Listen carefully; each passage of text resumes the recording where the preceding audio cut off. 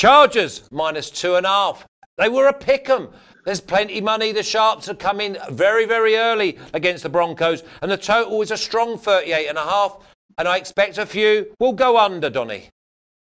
You know what? It's a good pick by Flash. I'm leaning with you early in the week. I think this game is going to stay under the total just because, look, 345 yards passing you had last week with the Chargers. They should have won that football game if Phillip Rivers wasn't so horrendous. And that's going against a Kansas City Chiefs defense. You're really going to level up in competition when you're playing defensively because I think Denver is going to come to play. And Denver's offense really doesn't come to play all that much. And also you have a banged-up offensive line for Denver. You have a really good defensive line that's going to be coming to town. Also, Derwin James possibly back also for the Los Angeles Chargers in this game.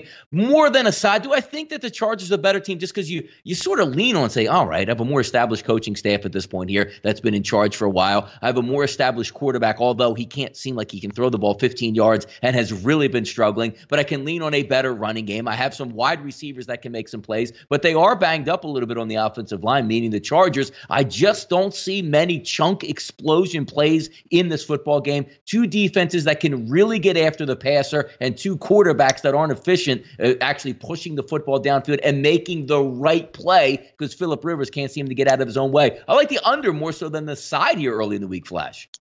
Don't blame you, Donnie. Don't blame you. I look at the Broncos and think they're going to have to intercept in the red zone and pick six because they have got nothing. And the Chargers look strong, and I am leaning Chargers, just giving up the 2.5. If it goes any higher, then I may have to think about it. But I see it's one-way traffic, well.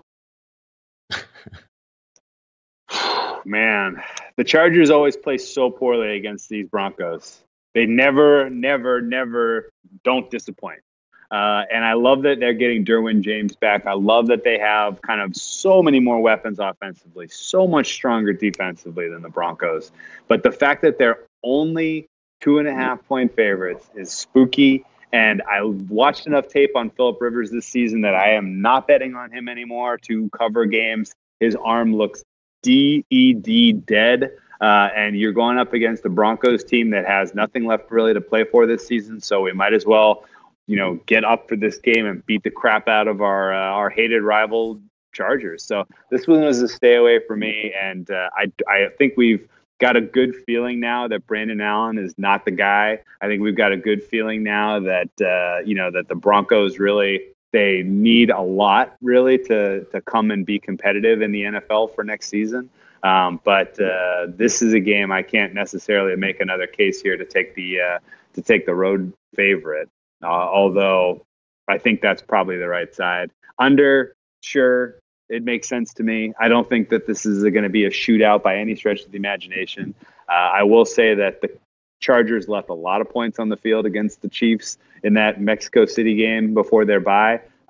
It's possible that everything clicks for them and they're scoring touchdowns, not field goals, and it puts a little bit of pressure on that number. But the Broncos still have some pretty talented defensive players. This should be a competitive football game. And I would lean Chargers, lean under, but I'm going to stay away from this one. Yep, only the under for me.